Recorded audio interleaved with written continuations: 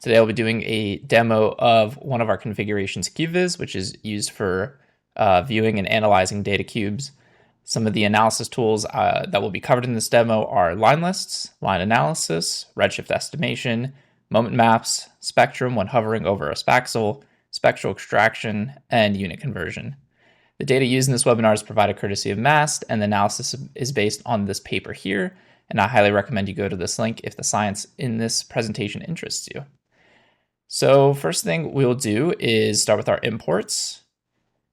If you would like to download this notebook locally and run it, you'll just need to uncomment this line here in order to use the MAST queries, and then uncomment these lines as well and replace staged path with data dir here. So we'll create our instance of Cubeviz, and then we will visualize it in a sidecar on the right. So throughout this presentation, I will be interacting with the GUI on the right. There is associated API calls on the left that you can use to completely mimic what I'm doing here. So if you would just like to watch me interact with the GUI and follow along locally, you can just run the cells as I get to them, and you'll be able to do just that. So this is our Cubeviz interface. We have a flux viewer on the top left, an uncertainty viewer on the top right, and a spectrum viewer here. We can scrub through the cube using this slicer tool. You can see that it's selected here. If we wanted to do something else like a box zoom, we could do that. And that orange is telling us this is the active tool. This is our pan zoom. And then we can always get back to that slicer tool. So the first thing we'll do is identify a couple spectral emission lines that are of interest to us. So the first will be a hydrogen emission line at 2.12 microns, but we can find it right about here. So let me do another box zoom. And then we will use our spectral subset selection tool. You can see a tooltip shows up at the bottom if you hover, and we'll just highlight that. And clicking that again solidifies the selection. We're also going to highlight a passion alpha line at 1.875 microns here. So what I can do to make sure I've gotten the exact same ranges as I had in my API is I can go to the plugin menu here, and then go to subset tools, select subset 1, and make sure I have the same lower bound, and do the same for the upper bound. And then do the same for subset 2.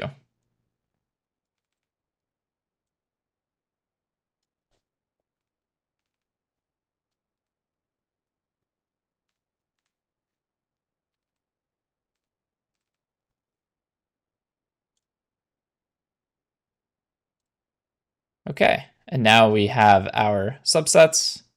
So now we'll move on to the line list plugin, and this will show us where the expected wavelength for certain lines would be. We'll start with the hydrogen line lists, so that's H2. Load the list. I'll use the search feature because I know exactly what I'm looking for here, and that is this line here. So we'll press the eye icon, and now we can see there's a red line in the viewer, but it is not quite where we would expect it. Then we'll add the H passion bracket line list for the passion alpha line. And it's going to be this first one here. I'm going to change the color of that by clicking on the color picker to make it a little closer to the subset color. So that color picker is right here. So we can use a redshift slider that's in the line list plugin here to get an estimation for the redshift. And you can see that estimation is here. But we can also use another plugin, the line analysis plugin. And we can select the spatial or the spectral region. And then we can do a continuum subtraction. So that's on either side of the line with a width of 3. And at the very bottom, we can select a reference line. We're going to select the hydrogen one we selected from the line list earlier. And you can see that we get an estimated redshift. Now those lined up. Next, we'll talk about moment maps. So a moment map is a weighted integral along one of the axes of a data cube. It essentially uses a formula to collapse the cube along one axis, in the Jdaviz case, a spectral axis, and it turns that into a 2D image. A moment map of 0 corresponds to total intensity, or a map of the flux. Moment map of 1 corresponds to a mean velocity, and a moment map of 2 corresponds to velocity dispersion. And we use continuum subtraction to improve the accuracy of our results. We'll start with a moment of 0, and we'll do that for the hydrogen line. So I'll select the subset 1, and we'll do a surrounding continuum subtraction. Moment of 0, we'll change the output data label and plot that in the uncertainty viewer. You can see I'm following along with the API calls I have set here.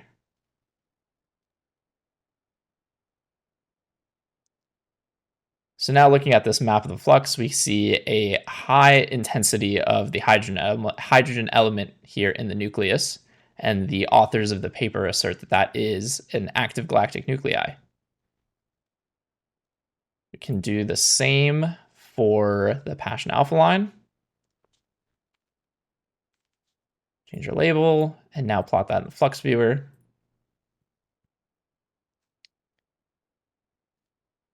And here we're seeing in the outer ring some star forming regions, and an inner ring also a high concentration of the Passion Alpha line.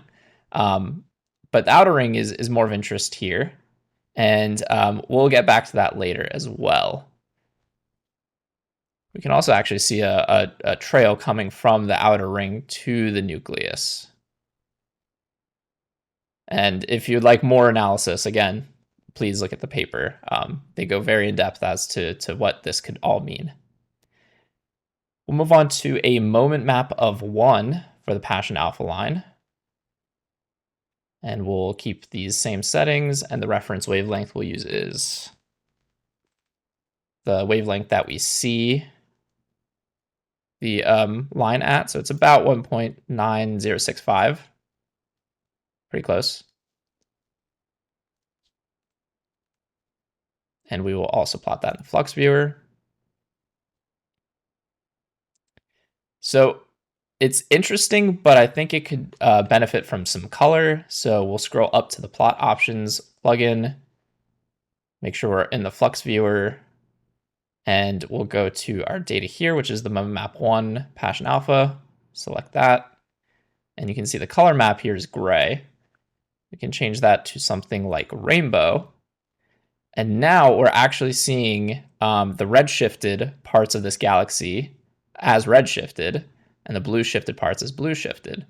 And we can look at some of the more intense areas, like this one, and see that it's about, I'm looking at the top in the coordinate panel. We can see that it's about 100 kilometers per second, and here is about 135 kilometers per second in this direction. So total about 235 kilometers per second rotation, which is very interesting. And we can also do a moment map of 2 for the same element line. Keep these the same. Change your output label, and this time put this in the uncertainty viewer. And once again, I think this would benefit from some color. So we'll go here, make sure we're in the uncertainty viewer, find the data we're looking for.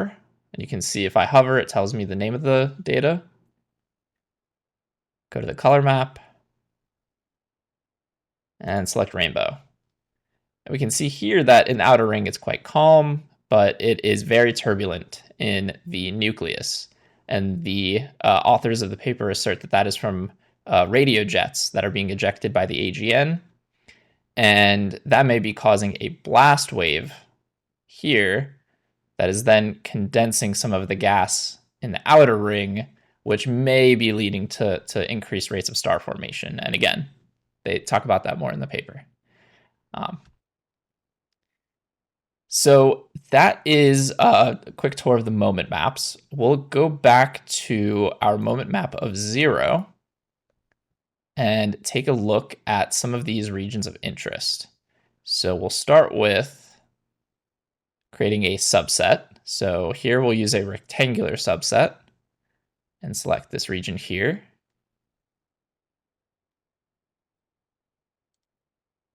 And I can finalize that selection with by deactivating the tool.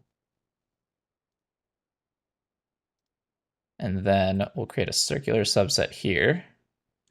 So if I wanted to edit it, you can see it's still gray. That means it's adjustable. So if I hover right over the edge, I can decrease that radius and release.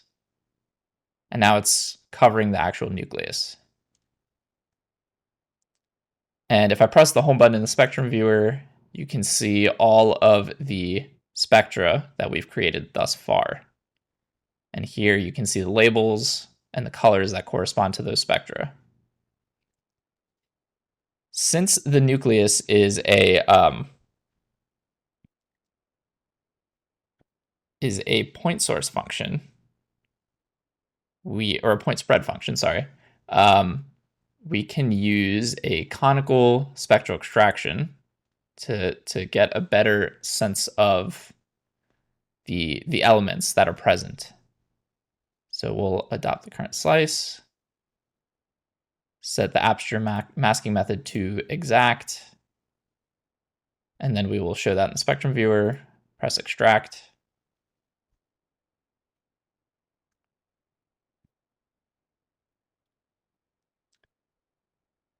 And we can see that that is going to be visualized here. If I want to remove some of the other objects, I'll just turn off the collapsed flux data. And now we can get a better view of that aperture here. And we can turn on our line lists and look at what elements are present in some of these emission lines. But that is outside the scope for this demo. Before we finish, there's a couple more features I wanted to point out.